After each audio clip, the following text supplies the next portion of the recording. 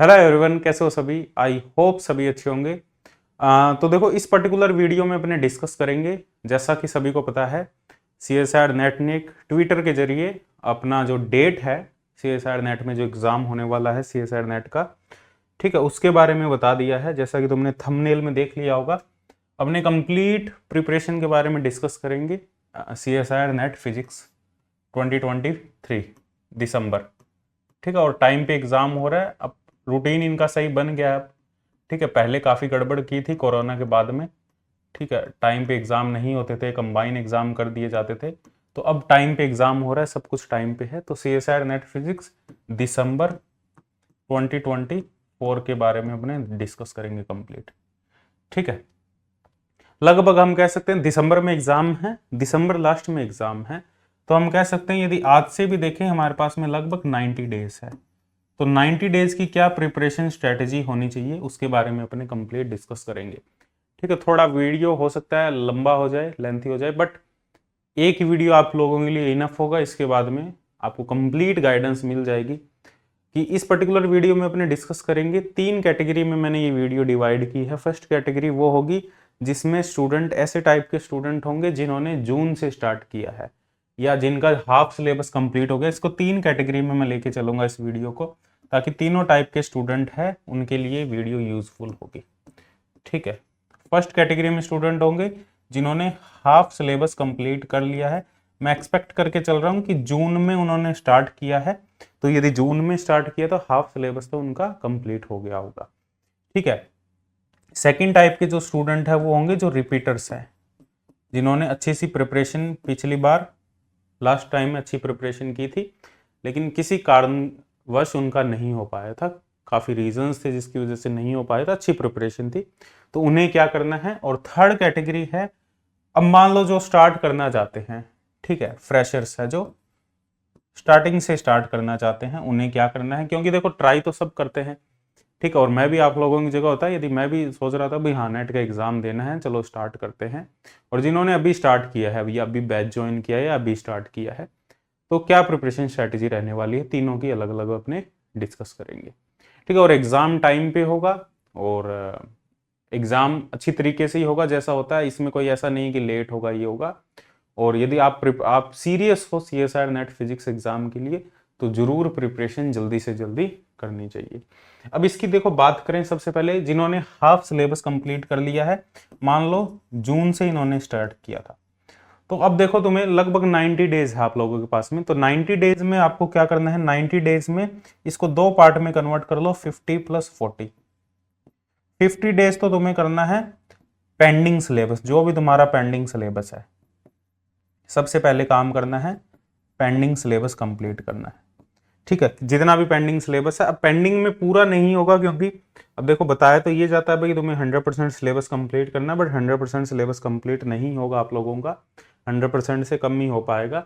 कितना कवर हो पाएगा वो भी मैं बता देता हूँ। पेंडिंग सिलेबस सबसे पहले 50 डेज में तुम्हें पेंडिंग सिलेबस कंप्लीट करना है। इसके साथ साथ में तुम्हें रिवीजन करना है। रिवीजन किसका करना है, जो अभी तक कंप्लीट कर लिया है, ठीक है। और इसके साथ साथ में तुम्हें टेस्ट भी अपने अटेम्प्ट करने हैं, जो भी वीकली टेस्ट वगैरह होते हैं वो सारे टेस्ट अटेम्प्ट करने, या अपनी टेस्ट सीरीज भी आने वाली है वो भी अटेम्प्ट कर सकते हो। कुछ ही टाइम में मैं लॉन्च कर दूंगा टेस्ट सीरीज, और सारे क्वेश्चन नए होंगे तो टाइम लगेगा, टेस्ट सीरीज बनाने में भी टाइम लगेगा। ऐसे नहीं है कि पुरानी टेस्ट सीरीज दे दी, यदि पुरानी टेस्ट सीरीज देनी होती तो मैं अभी लॉन्च कर देता, बट उसका फायदा नहीं है। फ्रेश टेस्ट सीरीज होगी, नए क्वेश्चन होंगे, सारे नए क्वेश्चन होंगे। जिन्होंने पिछली बार भी टेस्ट सीरीज अटेम्प्ट की है तो उनके लिए भी वो नए क्वेश्चन होंगे, तो वो भी अटेम्प्ट कर सकते हैं दोबारा से, ठीक है। तो पेंडिंग सिलेबस कंप्लीट करना है, रिवीजन करनी है, टेस्ट देने हैं। अब सिलेबस, पेंडिंग सिलेबस करना, और इसके साथ साथ रिवीजन किसकी करनी है, जो आपने अभी तक जितना सिलेबस, मान लो मैं मान के चल रहा हूँ कि 40-50% या 40% 50% तो सिलेबस आपने कंप्लीट कर लिया होगा। अब टोटल सिलेबस की बात करें तो टोटल सिलेबस कितना कंप्लीट करना है आप लोगों को, टोटल सिलेबस कंप्लीट करना है 70%, 70 से 75% तो आपको फिजिक्स करना है, और इसके साथ साथ हमें पूरा जनरल एप्टीट्यूड करना है। ये दोनों पोर्शन आपको लास्ट तक करने हैं 50 डेज के अंदर अंदर। 50 डेज जो पेंडिंग सिलेबस है, पेंडिंग मान लो आपने 50% कर लिया है, तो लगभग 20-30% सिलेबस और बचा हुआ आपका, तो वो आप इजीली कवर कर सकते हो। ठीक है। यदि नहीं 40-30% ही किया है तो आपको थोड़ा ज़्यादा सिलेबस करना होगा। तो 70% फिजिक्स करनी है, लगभग 70% का मतलब लगभग 9 पेपर है, तो उसमें से 7 पेपर तक आपको फिजिक्स करनी है कंप्लीट, और एक जनरल एप्टीट्यूड का पेपर, उसके भी सारे वीडियो लेक्चर देखने हैं अच्छे से। ठीक है, उसको अपने ऐसे नहीं, हल्के में नहीं ले सकते, क्योंकि यदि पेपर का लेवल यदि पिछली बार जैसा आता है तो जनरल एप्टीट्यूड ही सिलेक्शन करवाएगा तुम्हारा नेट या जेआरएफ के लिए। ठीक है, तो और ये जेआरएफ के लिए इनफ है सिलेबस, ऐसा नहीं है कि इससे जेआरएफ नहीं हो सकता, इससे बहुत अच्छे से बहुत अच्छी रैंक से जेआरएफ हो सकता है। पेंडिंग सिलेबस करना और रिवीजन, जो साथ साथ में 50 डेज में तुम्हें रिवीजन करना है। किसका रिवीजन करना है? जो तुमने पहले सिलेबस कंप्लीट कर लिया है। फिर भी तुम्हारा थोड़ा बहुत सिलेबस रह जाता है, मान लो एक पेपर रह जाता है या कुछ पोर्शन पेंडिंग रह जाता है, तो ये 40 दिन है, इसमें रिवीजन भी करना है, टेस्ट भी देने हैं। ये जो लास्ट 40 डेज होंगे इसमें रिवीजन भी करना है तुम्हें, टेस्ट भी देना है, और इसके साथ साथ में मान लो कुछ पेंडिंग टॉपिक रह जाते हैं, ठीक है, वो भी इसमें कवर करने। बट मैं तो यही कहूँगा कि कोशिश करो कि जो सिलेबस तुम्हारा इन 50 डेज में कंप्लीट हो जाए। 50 डेज और मैक्सिमम 60 डेज, इससे ज़्यादा नहीं होना चाहिए। मैक्स टू मैक्स 60 डेज में तुम्हारा सिलेबस कवर होना चाहिए विद रिवीजन ऑफ जो हमने अभी तक सिलेबस कंप्लीट कर लिया है। ठीक है, और उनकी बार बार रिवीजन करनी, ऐसे नहीं कि एक बार अब रिवीजन कर लिए तो उसके बाद में एग्जाम में ही उनको देख रहे हैं। ठीक है, रिवीजन मल्टीपल टाइम्स करनी है, और रिवीजन को ऐसे करना है कि एक ही सब्जेक्ट की बहुत कम गैप में मल्टीपल रिवीजन हो जाए। ठीक है, जैसे न्यूक्लियर फिजिक्स की आप रिवीजन कर रहे हो, तो न्यूक्लियर फिजिक्स की आज रिवीजन की है, तो हो सकता है 2-3 दिन के बाद में न्यूक्लियर फिजिक्स की एक बार दोबारा से टाइम निकाल के एक स्लॉट बुक करके अपना, कि हाँ इस टाइम पे मैं न्यूक्लियर फिजिक्स की दोबारा रिवीजन करूंगा, तो उसकी दोबारा से अच्छे से रिवीजन कर दो। मल्टीपल टाइम शॉर्ट ड्यूरेशन में यदि रिवीजन हो जाएगी तो उसका इफेक्ट ज्यादा होगा। और मान लो तुमने आज न्यूक्लियर फिजिक्स रिवाइज कर लिया, फिर तुमने 2 महीने उसको हाथ ही नहीं लगाया, फिर लास्ट में जाके तुम दोबारा रिवाइज कर रहे हो, तो उस टाइम पे बहुत ज्यादा टाइम लगने वाला है। ठीक है, तो टाइम, क्योंकि देखो ये जो एग्जाम ऐसा है कि ये पूरा पूरा 6 महीने में सिलेबस कवर होता है, तो टाइम इस एग्जाम के लिए स्टूडेंट से मेन चीज यही होती है कि टाइम मैनेज ही नहीं होता। तो और हमें कम टाइम में बहुत सारी चीजें करनी है, तो शॉर्ट ड्यूरेशन में मल्टीपल रिवीजन करनी है। मोस्ट इंपोर्टेंट पॉइंट ये नोट कर लेना, शॉर्ट ड्यूरेशन में मल्टीपल रिवीजन करनी है सिंगल सब्जेक्ट की, ताकि हमें लास्ट में इतना ज्यादा बर्डन ना फील हो। मल्टीपल रिवीजन हो सकता है एक वीक में न्यूक्लियर फिजिक्स की 3 बार रिवीजन कर दो, एक वीक में किसी सब्जेक्ट की 3 या 2 या 3 बार अच्छे से रिवीजन कर दो, फिर नेक्स्ट वीक किसी और सब्जेक्ट की 2 या 3 बार रिवीजन कर दो। तो इससे क्या होगा, तुम्हारे दिमाग में सारी चीजें एकदम से सेट हो जाएगी। और रिवीजन में फालतू की चीजें नहीं करनी। रिवीजन में ऐसा नहीं करना कि तुम दोबारा से वीडियो लेक्चर देख रहे हो, दोबारा सारी वीडियोस को खोल के और एक ही करके दोबारा देखने लग रहे हो, कोई फायदा नहीं है। रिवीजन देखो, रिवीजन भी वही कर सकता है जिसने अच्छे से वो सब्जेक्ट पढ़े हों। अच्छे से यदि तुमने सब्जेक्ट पढ़े हैं, तुमने असाइनमेंट सॉल्व किए हैं, तो तुम्हें पता है कि रिवीजन किस किस चीज़ का करना है। ठीक है, यदि तुमने सारे PYQ सॉल्व किए हैं, गेट के नेट के सारे असाइनमेंट सॉल्व किए हैं, तो तुम्हें डेफिनेटली पता होगा कि किन किन टॉपिक का किस हिसाब से रिवीजन करना है। जैसे शेल मॉडल है, अब शेल मॉडल का तुम्हें पता है रिवीजन में क्या करना है। शेल मॉडल में सबसे पहले तो वो एक ऑर्डर याद रखना है, 1111 वो वाला ऑर्डर याद रखना है। फिर उसके बाद में तुम्हें एंगुलर मोमेंटम क्वाड्रुपल मोमेंट का फॉर्मूला याद रखना है, मैग्नेटिक मोमेंट का फॉर्मूला, ये रिवीजन है। अब ऐसे नहीं है कि शेल मॉडल को तुम दोबारा स्टार्टिंग से वीडियो देखने लग रहे हो। कलेक्टिव मॉडल है, कलेक्टिव मॉडल में तुम्हें पता है वो एक फॉर्मूला याद रखना है। बाइंड सेमी एम्पेरिकल मास फॉर्मूला की रिवीजन में तुम्हें पता है सेमी एम्पेरिकल मास फॉर्मूला, सिर्फ फॉर्मूला याद रखना है। ठीक है, तो और इस टाइप से रिवीजन करनी है। ठीक है, मिरर न्यूक्लियाई है तो मिरर न्यूक्लियाई में तुम्हें पता है वो एक फॉर्मूला याद रखना है। अब ऐसा नहीं है कि मिरर न्यूक्लियाई को पूरा डिटेल में अपने दोबारा पढ़ेंगे, क्योंकि क्वेश्चन तो उन फॉर्मूले से ही बनेंगे ना। ठीक है, और मान लो कोई और टॉपिक है उस टाइप से, बाइंडिंग एनर्जी वाला टॉपिक है, तो बाइंडिंग एनर्जी कैसे फाइंड आउट करते हैं। रेडियो एक्टिविटी वाला है तो रेडियो एक्टिविटी के जो 2-3 फॉर्मूले हैं, क्योंकि बाकी तो क्वेश्चंस में हैं सारी चीज़ें, तो वो फॉर्मूले याद रखने कि इस टाइप से अपने रिवीजन करेंगे, ऐसे नहीं कि पूरा दोबारा से करेंगे। तो रिवीजन हो गया, टेस्ट हो जाएगा, टोटल सिलेबस मैंने बता दिया कि कितना कवर करना है। यदि इससे ज़्यादा तुमसे हो पाए तो वेल एंड गुड, नहीं हो तो कोई दिक्कत नहीं है, पर ये लेके चल रहा हूँ मिनिमम क्राइटेरिया इतना होना चाहिए, 70% फिजिक्स एंड जनरल एप्टीट्यूड। अब लास्ट में मैं इन चीज़ों के बारे में भी डिस्कस करूंगा कि कौन कौन सी चीज़ें अवॉइड करनी है ड्यूरिंग प्रिपरेशन। ठीक है, तो वो भी अपने डिस्कस करेंगे। अब इसके बाद में हाँ, तो ये सिलेबस शॉर्ट नोट्स जरूर बनाने, यदि देखो शॉर्ट नोट्स यदि आप लोगों ने नहीं बनाए हैं रिवीजन के लिए तो शॉर्ट नोट्स जरूर बनाने हैं, ठीक है। शॉर्ट नोट्स मस्ट है, शॉर्ट नोट्स बनाने, ठीक है। शॉर्ट नोट्स अभी तक नहीं बनाए तो साथ साथ में जैसे जैसे आप रिवीजन कर रहे हो तो रिवीजन के टाइम पे ही शॉर्ट नोट्स अपने बना लो, ठीक है। एक अलग से नोटबुक ले लो, जैसे जैसे उसमें फॉर्मूले लिखते जा रहे हो वैसे वैसे अपने शॉर्ट नोट्स जैसे जैसे रिवाइज करते जा रहे हो वैसे वैसे उसमें फॉर्मूले लिखते जाओ, ठीक है। और मोस्ट इंपॉर्टेंट, असाइनमेंट का रिवीजन सबसे ज्यादा करना है, सिर्फ थ्योरी का ही रिवीजन नहीं करना, जो असाइनमेंट है उसका भी रिवीजन करना है। असाइनमेंट में जो भी क्वेश्चन है, जो क्वेश्चन तुम्हें लग रहे हैं कि ये क्वेश्चन डायरेक्ट हो सकते हैं उन क्वेश्चन को छोड़ सकते हो, जो क्वेश्चन तुम्हें लग रहे हैं कि इनमें बहुत अच्छा कॉन्सेप्ट यूज हुआ है और ये मेरे से जब मैंने असाइनमेंट सोल्व किया था तब ये क्वेश्चन मेरे से नहीं बना था, इसमें कुछ डिफरेंट कॉन्सेप्ट है, उसको रिवीजन करना और उसको अपने शॉर्ट नोट्स में लिखना है, ठीक है। तो ये होगा तुम्हारा जो स्टूडेंट जिन्होंने जून में स्टार्ट किया है। नेक्स्ट अपने डिस्कस करते हैं रिपीटर स्टूडेंट, जो रिपीटर्स है जिन्होंने पिछली बार एग्जाम दिया था और कुछ मार्क्स से रह गए थे, ठीक है। कुछ मार्क्स से रह गए थे या पेपर खराब हो गया था, काफी रीजंस की वजह से देखो हो जाती है ऊपर नीचे चीजें, ठीक है। एकदम एक्यूरेट नहीं चलती चीजें, उस दिन हमारा दिन खराब हो सकता है, माइंडसेट उस दिन हमारा सही नहीं हो, ठीक है, किस्मत खराब हो, कुछ भी कह सकते हैं, तो हो सकता है वो सारी चीजें गड़बड़ हो सकती है।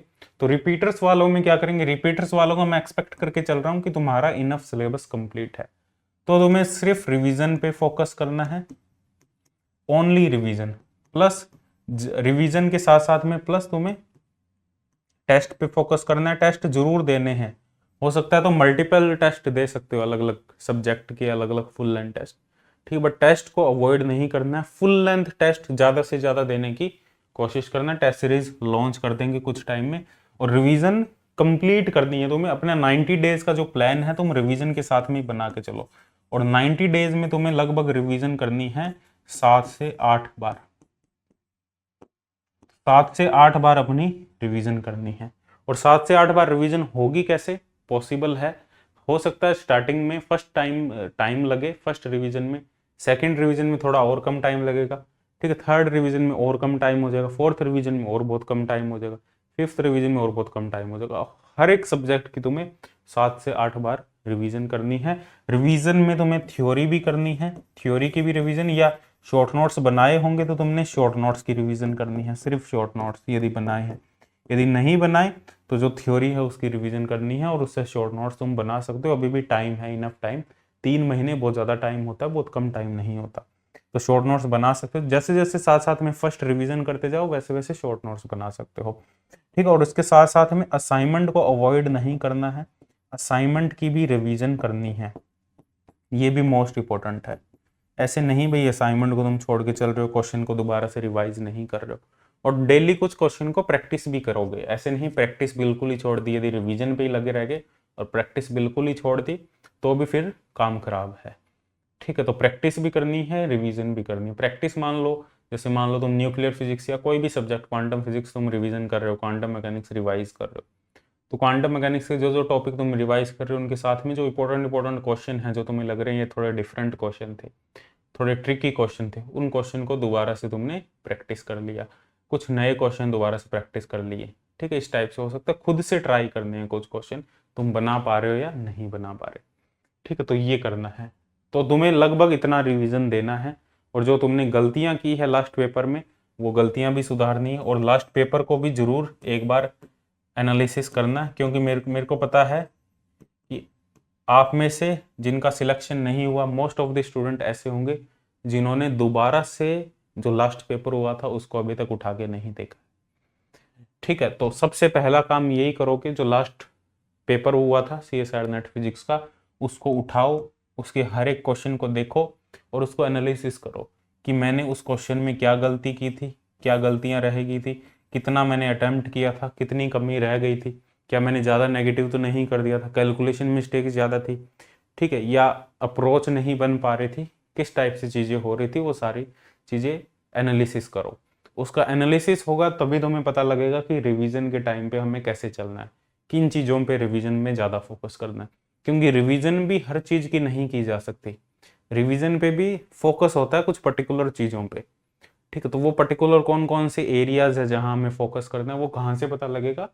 जो पुराना पेपर हुआ था, जो तुमने अटेम्प्ट किया था, उसमें क्या क्या खराबी रही थी, क्या क्या कमियां रही थी, क्या मिस्टेक्स रही थी, उसके बेसिस पे ही तुम आगे रिवीजन कर सकते हो। तो जरूर स्टार्ट करने से पहले, रिवीजन स्टार्ट करने से पहले पुराने पेपर को, जो तुम्हारा पुराना पेपर हुआ था, जो पहले दिया था तुमने पेपर, उसको जरूर एनालिसिस करना, उसके हर एक क्वेश्चन को देखना। और तुम्हें कितने क्वेश्चन आ रहे थे? देखो बहुत कम कट ऑफ थी, मिनिमम कट ऑफ थी, बट वो है कि जिसने अच्छे से अटेम्प्ट किया होगा, ठीक है, जिसने जनरल एप्टीट्यूड पे भी अच्छा फोकस कर लिया होगा, तो उसका डेफिनेटली हो गया होगा। हो सकता है फिर भी बाय चांस मिस्टेक्स रह गई हो, काफ़ी अटेम्प्ट ज़्यादा कर दिया हो, नेगेटिव मार्किंग होगी, तो उस चीज़ को नेक्स्ट टाइम सुधारना है, ठीक है। तो ये कुछ पॉइंट्स है जो स्टूडेंट रिवीजन कर रहे हैं, ठीक है, तो उन्हें इन पॉइंट्स का जरूर ध्यान रखना है। और यदि आप लोगों का जो रिपीटर्स है उनका इतना भी सिलेबस कंप्लीट नहीं है जितना मैंने बताया इनफ, तो तुम जितना सिलेबस, मान लो एक सब्जेक्ट या कुछ भी तुम्हारा थोड़ा बहुत सिलेबस पेंडिंग होगा, इनफ सिलेबस, इतना इनफ सिलेबस है। यदि इनमें से कुछ भी पेंडिंग है, मान लो जनरल एप्टीट्यूड को टाइम नहीं दिया है, तो जनरल एप्टीट्यूड को पहले अच्छे से टाइम दो। और यदि तुमने कोई फिजिक्स का पेपर अच्छे से, कोई टॉपिक्स छोड़ दिए, मिस कर दिए, तो उन टॉपिक को जरूर टाइम दो, ठीक है। तो सारी चीज़ें करनी है, ठीक है। वो सिलेबस भी, जो पेंडिंग सिलेबस यदि है, तो वो पेंडिंग सिलेबस भी कंप्लीट करना है। बात समझ में आई? क्लियर है? अब बात करते हैं यहाँ पे जो नेक्स्ट कैटेगरी है, उनको ज़्यादा ज्ञान नहीं दूंगा मैं, क्योंकि वो जस्ट स्टार्ट कर रहे हैं, तो स्टार्ट उस हिसाब से ही करो। उनके लिए मैंने सेल्फ प्रिपरेशन और ये सारी वीडियो बना रखी है कि सेल्फ प्रिपरेशन कैसे करें, कोर्स के साथ में कैसे प्रिपेयर करें, वो सारी वीडियो मैंने बना रखी है। यदि जो स्टार्ट कर रहे हैं, देखो स्टार्ट कर रहे हैं और चाहते हैं कि 3 महीने में हम इतना कर लें कि कम से कम हमसे नेट क्वालिफाई हो जाए, और हो सकता है जेआरएफ भी हो जाए, कोई इतनी बड़ी बात नहीं है, ठीक है। और लोगों ने निकाले हैं, एमएससी के साथ में निकाले हैं, सेल्फ प्रिपेयर करके भी जेआरएफ एग्ज़ाम निकाले हैं, तो ईजिली हो सकता है, कोई दिक्कत वाली बात नहीं है। हाँ देखो, हो सकता है एमएससी अच्छी ना रही हो, बीएससी अच्छी ना रही हो, इतना ज़्यादा सिलेबस नहीं पढ़ा हो, बहुत ज़्यादा गैप हो गया हो, और एमएससी कोरोना के टाइम में हुई है, तो बिल्कुल ही नहीं पता कि एमएससी में है क्या क्या सिलेबस है, क्योंकि नेट का जो सिलेबस है बेसिकली वो एमएससी बेस्ड ज़्यादा है, ठीक है। तो इस वजह से जो लोकल यूनिवर्सिटी के स्टूडेंट होते हैं, जिनकी एमएससी इतनी अच्छी जगह से नहीं हुई होती, तो उन्हें बहुत ज़्यादा दिक्कत आती है। लेकिन जिन्होंने अच्छी सेंट्रल यूनिवर्सिटी से, डीयू से, बीएचयू से या आईआईटीज़ वगैरह से एमएससी की होती है, उनको भी दिक्कत आती है नेट क्वालिफाई करने में। ऐसे नहीं है कि उनको भी 2-2 3-3 साल लग जाते हैं काफ़ी स्टूडेंट को, ऐसी बात नहीं है। लेकिन मोस्ट ऑफ द स्टूडेंट है वो साथ साथ में ही निकाल लेते हैं, क्योंकि सिलेबस उस हिसाब से डिजाइन होता है, ठीक है। तो लेकिन जो स्टूडेंट अच्छी यूनिवर्सिटीज से हैं, जिनकी एमएससी अच्छी चल रही है, वो तो जरूर चांस लेना, मैं तो यही कहूँगा, क्योंकि आराम से हो सकता है, ठीक है। जिन्होंने, मान लो जिन्होंने एमएससी फर्स्ट ईयर कंप्लीट कर लिया और एमएससी फर्स्ट ईयर में जो सिलेबस पड़ा है उसको एक बार अच्छे से रिवाइज करके पीवाईक्यू क्वेश्चन करके चले जाना, तो भी पूरे चांस बन जाते हैं नेट होने के, यदि तुमने एमएससी में टाइम दिया है, यदि एमएससी को तुमने अच्छे से पढ़ा है, ठीक है। क्योंकि यदि डीयू बीएचयू इनमें जो एमएससी कर रहा है, उन्होंने डेफिनेटली अच्छे से पढ़ा होगा। और डीयू के लिए तो खासकर मैं ये कहूँगा, जो डीयू के स्टूडेंट है वो रिलेट कर पा रहे होंगे मेरे से, डीयू के लिए तो खासकर ये मैं कहूँगा कि यहाँ पे बिना मेहनत से एमएससी हो ही नहीं सकती, ठीक है। मेहनत तो करनी पड़ेगी और अच्छे अच्छे क्वेश्चन सोल्व करने पड़ेंगे बुक के, तब जाके एमएससी में यहाँ पे मार्क्स आएंगे। वो भी 60% आएंगे, नहीं आएंगे, वो भी उस मेहनत पे डिपेंड करता है कि कितनी मेहनत कर रहे हो। तो ऐसे स्टूडेंट जिन्होंने एमएससी फर्स्ट ईयर को टाइम दिया है और अभी एमएससी कर रहे हैं, और जस्ट एमएससी की है और एमएससी के सिलेबस को अच्छे से टाइम दिया है, तो वो सिर्फ रिवीजन कर सकते हैं जो भी टॉपिक अपने नेट में है, और पीवाईक्यू क्वेश्चन को सॉल्व कर सकते हैं। पीवाईक्यू किसके? इसके नेट और गेट के। नेट गेट हो सके तो जस्ट के भी कर लेना, इन क्वेश्चन को अच्छे से सॉल्व कर लो। और बुक के क्वेश्चन कुछ कर सकते हो, बुक के जो सोल्ड क्वेश्चन है, ओनली सोल्ड क्वेश्चन, सभी बुक के नहीं, कुछ कुछ बुक्स के, जैसे जेटली के, एच के दास के, एटॉमिक एंड मोलिकुलर फिजिक्स के, ठीक है, आर आर जो राजकुमार है उस बुक के, सभी बुक के क्वेश्चन नहीं करने। न्यूक्लियर फिजिक्स के सिर्फ पीवाईक्यू कर लो, इनफ है। और एटॉमिक एंड मॉलिक्यूलर फिजिक्स चलो बुक के कर लो, स्टैटिस्टिकल मैकेनिक्स के ओनली पीवाईक्यू कर लो, उनमें बुक्स में जाने की तुम्हें ज़रूरत नहीं है। इलेक्ट्रॉनिक्स में तुम्हें थ्योरी थोड़ी, क्योंकि एमएससी में हो सकता है तुम्हारी इतना डिटेल में नहीं हो, तो इलेक्ट्रॉनिक्स के तुम ओपैम वगैरह इन टॉपिक पे थोड़ा ज़्यादा फोकस कर लो, डिजिटल पे ज़्यादा फोकस कर लो, ठीक है। उसमें बहुत ज़्यादा क्वेश्चन प्रैक्टिस करने की ज़रूरत नहीं है डिजिटल में, उसमें तुम्हें जस्ट थ्योरी अच्छे से कवर करनी है, क्योंकि क्वेश्चन ईजी आते हैं डिजिटल के। सॉलिड स्टेट फिजिक्स के भी बुक के नहीं करने, तुम्हें पीवाईक्यू क्वेश्चन कर लो, सॉलिड स्टेट फिजिक्स के इनफ होंगे, ठीक है। तो इस टाइप से तुम सिर्फ पीवाईक्यू क्वेश्चन करके भी काम चला सकते हो, ठीक है। तो इतना तुम्हें करना है। यदि तुम्हारी देखो एमएससी चल रही है, यदि एमएससी चल रही है तुम्हारी, मैं इनके लिए बात कर रहा हूँ जिनकी एमएससी अच्छी जगह से हुई है, एमएससी चल रही है, यदि एमएससी चल रही है साथ साथ में, तो जो जो नेट के सिलेबस में 4 से 5 पेपर फिजिक्स के ऐसे होंगे जो तुमने पढ़ लिए हैं, एमएससी में पढ़ लिए हैं, तो 4 से 5 पेपर कवर कर लो, प्लस एक जनरल एप्टीट्यूड कवर कर लो, और इन सभी के पीवाईक्यू कर लो। और जिन स्टूडेंट ने कोर्स ले रखा है, फिजिक्स तड़का का कोर्स ले रखा है, जो अभी स्टार्ट कर रहे हैं, क्योंकि हमने एक अल्फा 2.0 बैच स्टार्ट किया था जिसमें काफ़ी स्टूडेंट ने एनरोल किया था, मतलब उन्होंने अभी स्टार्ट किया सितंबर से, और कुछ स्टूडेंट ऐसे भी है जिन्होंने अल्फा बैच में भी अभी ज्वाइन किया है कोर्स, या प्री रिकॉर्डेड बैच में भी अभी ज्वाइन किया, या कहीं और से भी तुमने अभी ज्वाइन किया होगा कोर्स। मान लो तुमने अभी स्टार्ट किया है जस्ट कोर्स, कहीं से भी ऑनलाइन कोर्स या ऑफलाइन कोर्स जो भी हो, वट कोई भी कोर्स तुमने स्टार्ट किया हो, तो जस्ट तुम्हें टारगेट यही रखना है। ये टारगेट मत रखना कि दिसंबर तक मैं अपना सिलेबस फल करके कंप्लीट कर लूँ, ऐसा नहीं करना तुम्हें।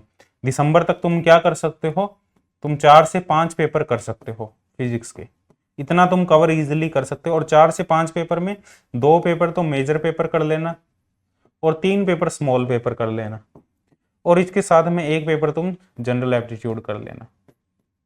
और ये जो पेपर करोगे इनके पीवाईक्यू जरूर ट्राई कर लेना, तो इसके बेसिस पे भी तुम्हारा एटलीस्ट नेट का चांस बन सकता है, जेआरएफ ना हो, एटलीस्ट नेट हो सकता है तुम्हारा, इतना कर लोगे।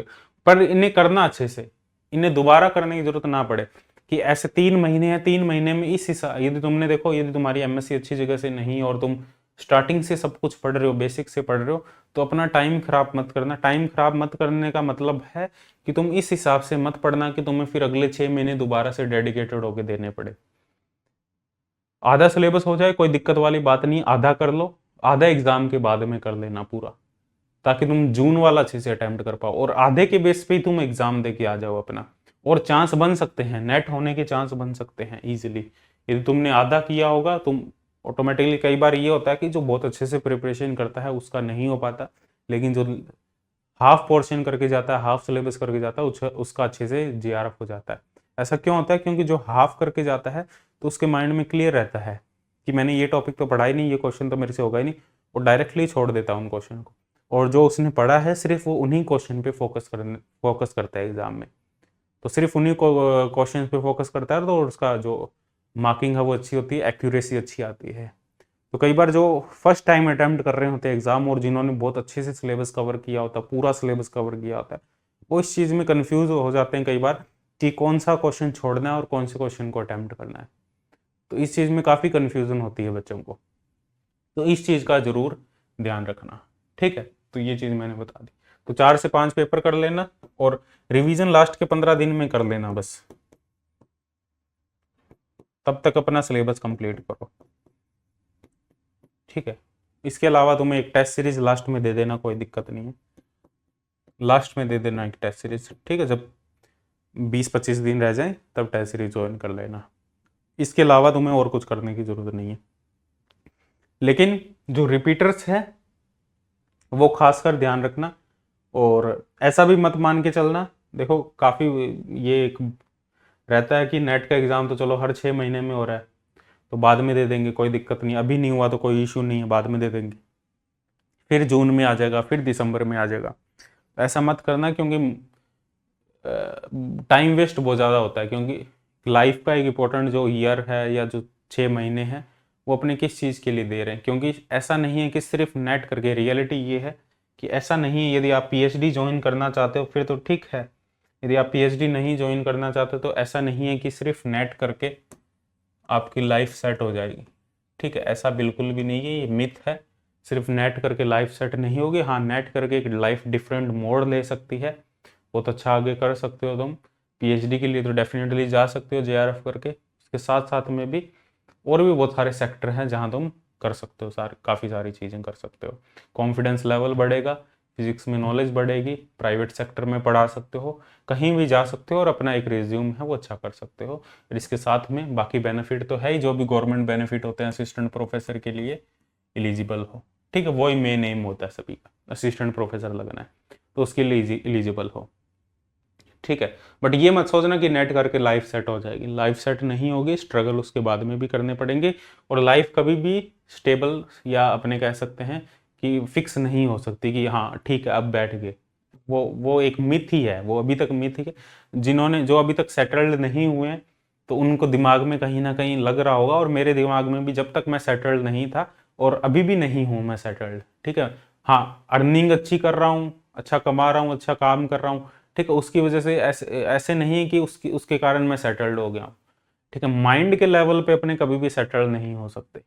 ठीक है, कभी भी नहीं होंगे, और मेरे को लग रहा है पूरी लाइफ नहीं होंगे, और पूरी लाइफ ऐसे चलता रहेगा। और ये चीज़ें समझ में तभी आती है जब अपने उस फेज में एंटर कर जाते हैं। ठीक है, अब तुम्हारा सपना मान लो आज ये होगा कि एक अच्छी सी गवर्नमेंट जॉब हो और अच्छी गैजेटेड पोस्ट हो। ठीक है, ए लेवल जॉब हो, बस हमें जाना है 9 to 5 जॉब करनी है, गवर्नमेंट जॉब करनी है, और अभी शाम को घर आ जाना, अच्छी सैलरी आ जाएगी, कोई दिक्कत नहीं है। पर उसके बाद तुम सोच रहे हो कि मैं सेटल्ड हो जाऊंगा, उसके बाद भी तुम्हें ऐसा कहीं भी अंदर से फील नहीं होगा कि मैं सेटल्ड हो चुका हूँ। ठीक है, क्योंकि जो दिमाग है हमारा, जो माइंड है, वो हमेशा कुछ ना कुछ नई चीज़, कुछ ना कुछ एक हायर लेवल की चीज़ को अचीव करने के लिए हमेशा पीछे भागता रहेगा। और इन चक्करों में अपनी हमारी जो पूरी लाइफ है वो ऐसे ही चलती रहेगी। ठीक है, तो यही कहने का मतलब यही है कि ये एक्सपेक्ट मत करने कि नेट क्वालिफाई करके सब कुछ हो जाएगा। तो बस इसको ये मानो कि ये एक एमएससी की तरह ही एक सेमेस्टर है जिसको क्वालिफाई करना है, ये मान के ये क्वालिफाई करो। और ज़रूरी है, ये ज़रूरी है, क्योंकि एमएससी की है तो मैं तो यही मानता हूँ कि नेट तो ज़रूर क्वालिफाई होना चाहिए यदि आप लोगों ने एमएससी की है। ठीक है, एक सेकेंड रुको, 1 सेकेंड। हाँ, एमएससी की है तो नेट का एग्ज़ाम तो ज़रूर क्वालिफाई होना चाहिए, और साथ साथ में हो जाए उससे अच्छा कुछ भी नहीं हो सकता। क्योंकि बाद में क्वालिफाई करना, क्योंकि मेरे पास में ऐसे स्टूडेंट है जो काफ़ी, जिनकी एज हो चुकी है और सेटल्ड भी है, काफ़ी स्टूडेंट ऐसे हैं जो सेटल्ड भी है, और ऐसे बैच में स्टूडेंट है, मेरी बात होती रहती है, काफ़ी स्टूडेंट है। ठीक है, और अच्छे से बात होती है, हम अच्छे से बात करते हैं, क्योंकि मेरी एज उनसे काफ़ी छोटी है, तो लेकिन उनसे मैं काफ़ी कुछ सीखता हूँ। काफ़ी काफ़ी स्टूडेंट है, एक नहीं काफ़ी स्टूडेंट है ऐसे मेरे बैच में, जो मतलब कोई स्कूल में पढ़ा रहा है, कोई गवर्नमेंट जॉब किया हुआ है, या कोई गवर्नमेंट जॉब कर रहा है, या कोई पोस्ट डॉक कर रहा है, या कोई प्राइवेट एडॉक बेसिस पे पढ़ा रहा है। ठीक है, ऐसे काफ़ी स्टूडेंट है, ठीक है, जो कांटेक्ट में है।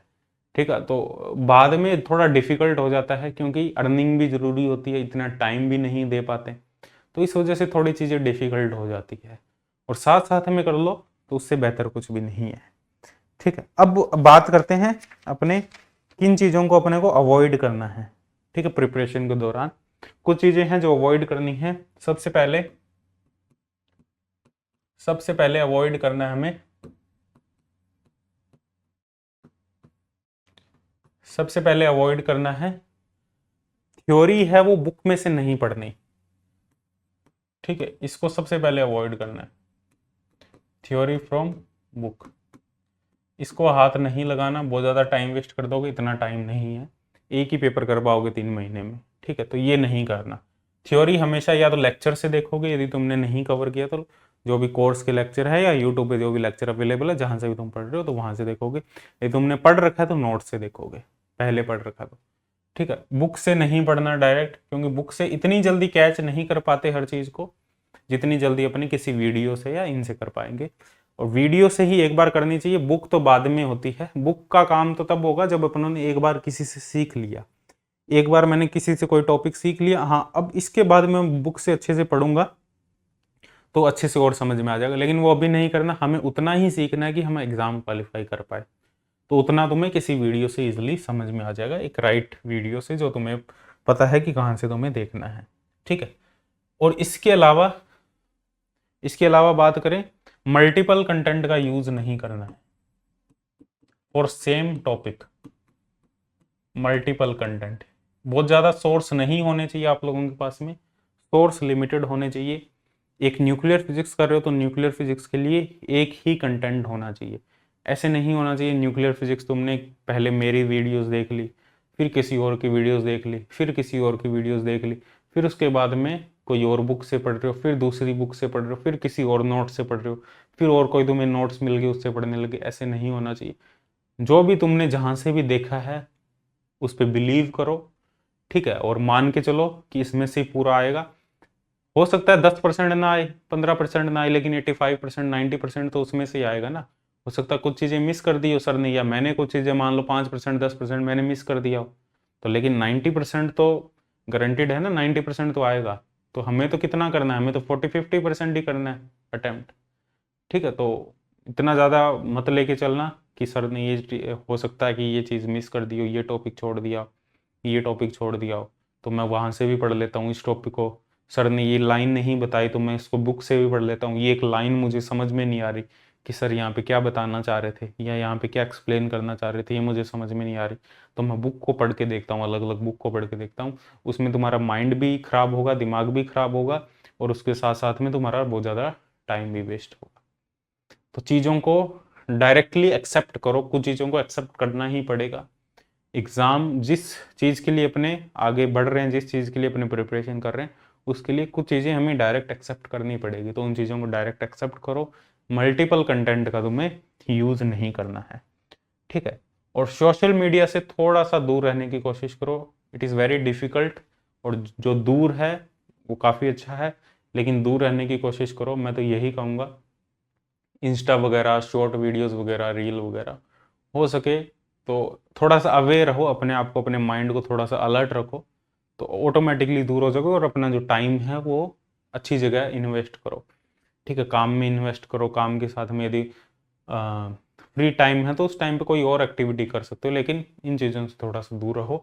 डिफ़िकल्ट है बट करना पड़ेगा, प्रैक्टिस के साथ में सारी चीज़ें हो जाती है, ठीक है। इस पे तुम्हें बहुत सारे यूट्यूब पे वीडियोस मिल जाएंगे, तुम देखते ही होंगे, मैं ज़्यादा नहीं बोल सकता इस पे, क्योंकि जितना भी बोल लो, ठीक है, करना हमें खुद को ही है, ठीक है। मैंने भी बहुत सारी वीडियोस देखी है, हर कोई देखता है, ठीक है, बट ऑटोमेटिकली ये चीज़ें ऑटोमेटिकली होने लग जाती है जब एक अच्छे गोल की तरफ अपने मूव करने लग जाते हैं। यदि हमें कोई इससे बेहतर काम मिल जाता है लाइफ में, तो अपने ऑटोमेटिकली वो सारी चीज़ें करने लग जाते हैं, ठीक है। और इसके साथ साथ हमें अपना एक प्रॉपर टाइम भी फिक्स करो, ठीक है। पूरे अपना एक शेड्यूल फिक्स करो, एक डायरी रखो अपने पास में, ठीक है।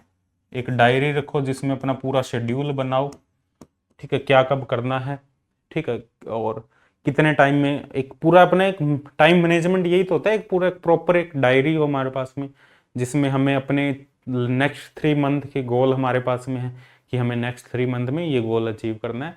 CSIR नेट फिजिक्स का एग्जाम है, इसको हमें अचीव करना है, इतना मेरे पास में सिलेबस है, इतना मैंने पढ़ लिया, इतने वीडियोस देखने, इतने असाइनमेंट करने हैं, ये टेस्ट देना है। हर चीज़ को लिखो, फिर उसको डिवाइड कर दो, ठीक है, कि हाँ अच्छा टोटल डेज इतने हैं और मेरे पास में इतना कंटेंट है, मेरे को इतना देखना है। तो उसको वीक में डिवाइड कर दो कि एक वीक में मेरे को कितना करना है। तो एक वीक को फिर दिन में डिवाइड कर दो कि एक दिन में मिनिमम इतना करना ही पड़ेगा, ठीक है। तो उसको दिन में डिवाइड कर सकते हो कि एक दिन में मिनिमम इतना करना ही पड़ेगा, ठीक है। तो उस हिसाब से इन चीज़ों को करके चलो और अपना शेड्यूल बनाओ, डेली का टाइम भी फिक्स करो, ठीक है। ये काफ़ी इंपॉर्टेंट है यार, ठीक है। इन चीज़ों को मैंने काफ़ी ऑब्जर्व किया है और इम्प्लीमेंट भी किया है काफ़ी चीज़ों को। डेली का अपना एक टाइम फिक्स करो, ठीक है। सोने का क्या टाइम, हाँ हो सकता है कभी कभी चीज़ें मिस हो जाती है, हर परफेक्ट अपने नहीं हो सकते, कि अपने जब ये चीज़ें सोचते हैं और इन चीज़ों को करना स्टार्ट करते हैं तो अपने सोचते हैं कि पहले दिन से ही हर चीज़ परफेक्ट हो जाए, और पहले दिन से ही मैं 8-10 घंटे पढ़ने लग जाऊंगा, पहले दिन से ही मैं सुबह जल्दी उठने लग जाऊंगा, पहले दिन से ही मैं वर्कआउट करने लग जाऊंगा। ऐसा नहीं होता, फिर वो एक ही दिन होती है चीज़ें, आगे नहीं होती। तो एक एक चीज करके एक धीरे धीरे एक एक चीज करो तो ऑटोमेटिकली हर एक चीज इंप्लीमेंट होती जाएगी। तो डेली सबसे पहले यही काम कर लो कि सोने का टाइम, उठने का टाइम फिक्स कर लो। फिक्स का मतलब ये है कि इस अराउंड, ठीक है, 11 बजे सो रहे हैं तो 11 से 12 के बीच में सोना ही सोना है। सुबह 5 बजे उठ रहे हैं तो 5 से 6 के बीच उठना ही उठना है, ठीक है। मतलब ऐसा होना चाहिए, ऐसे नहीं कि कभी 5 बजे उठ गए, कभी 8 बजे उठ गए, कभी 10 बजे उठ गए, ठीक है, कभी 11 बजे सो रहे हो, कभी 2 बजे सो रहे हो, कभी 4 बजे सो रहे हो, तो उससे बहुत ज़्यादा इनबैलेंस हो जाती है ज़िंदगी। ठीक है, तो वैसा नहीं करना है, डेली एक अपना फिक्स शेड्यूल करना है कि इस हिसाब से ही हमें करना है कि सुबह 7 बजे उठना है तो 7 बजे ही उठना है। ठीक है, या 8 बजे उठना है तो डेली 8 बजे ही उठेंगे। ठीक है, उस हिसाब से होना चाहिए। और सुबह जल्दी जितना उठोगे और जल्दी उठ के सारे काम निपटा लोगे तो उससे बेहतर कुछ भी नहीं हो सकता, क्योंकि उस टाइम पे जो माइंड का जो लेवल होता है, जितना काम अपने पूरे दिन में करते हैं उतने सुबह के 3 घंटे में भी हो सकता है पूरा काम। उसके बाद में तुम फ्री हो एकदम।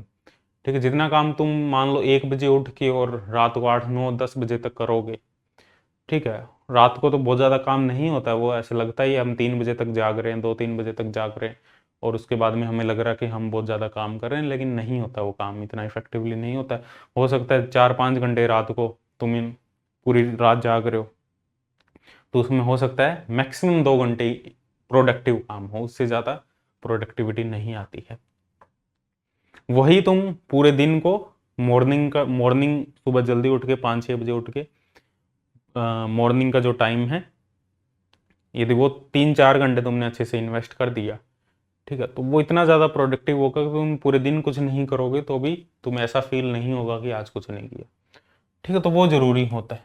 ठीक है, थोड़ा सा इन चीज़ों को देखो, बहुत सारी चीज़ें होती है, आलस बहुत ज़्यादा आता है हमें, तो उसके पीछे सिर्फ मेंटल रीज़न ही नहीं है, उसके पीछे अपने डाइट का भी होता है कि हम बहुत ज़्यादा खाना खा रहे हैं, तो उस वजह से हम हर टाइम आलस आ रहा है हमें। ठीक है, मेडिटेशन नहीं कर रहे, सुबह लेट उठ रहे हैं, ठीक है, लेट सो रहे हैं, लाइफ में इनबैलेंस चल रही है चीज़ें, ठीक है, डिस्ट्रैक्शन है बार, और घंटों घंटों मोबाइल में रील्स देख रहे हैं, तो उस वजह से सारी चीज़ें होती है।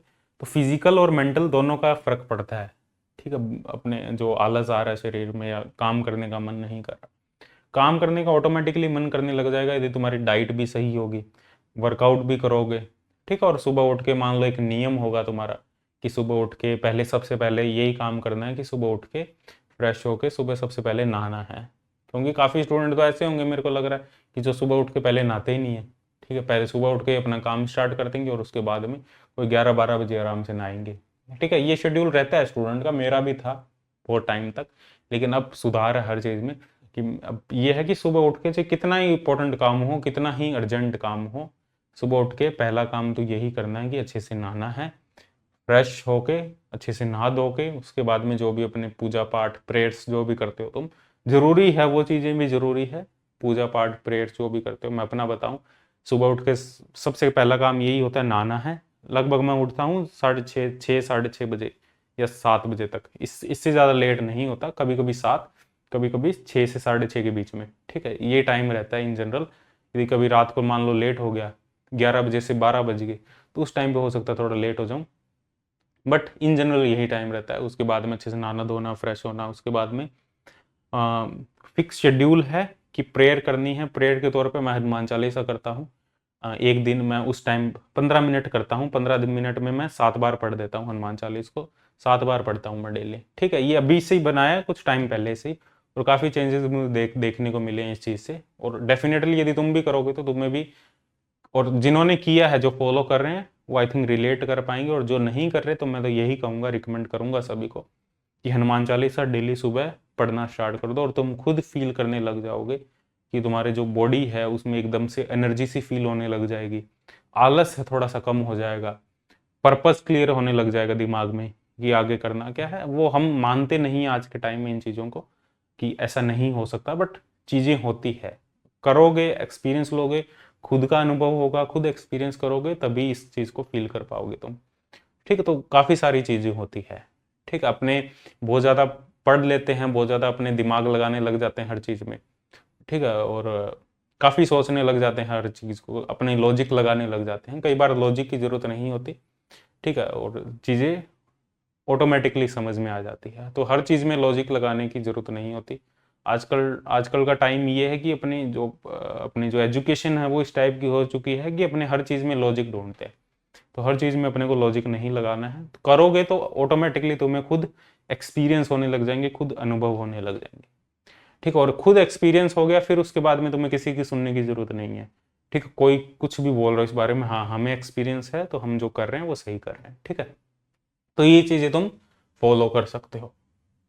ठीक है, और इसके बाद में हाँ, और डेली टाइम देखो यार, डेली इतना टाइम इन्वेस्ट करना पड़ेगा, 7 से 8 घंटे का टाइम डेली इन्वेस्ट करना पड़ेगा। यदि नहीं कर पा रहे हो, जो वर्किंग है या जो एमएससी कर रहे हैं वो इतना नहीं कर पा रहे, तो भी मैक्सिमम टाइम जितना भी तुम्हारे पास में बचता है वो इन्वेस्ट करने की कोशिश करो। लेकिन जो फुल टाइम नेट की ही प्रिपरेशन कर रहे हैं तो मिनिमम मान के चलो 7 से 8 घंटे का टाइम तुम्हें इन्वेस्ट करना पड़ेगा, ये मिनिमम टाइम है।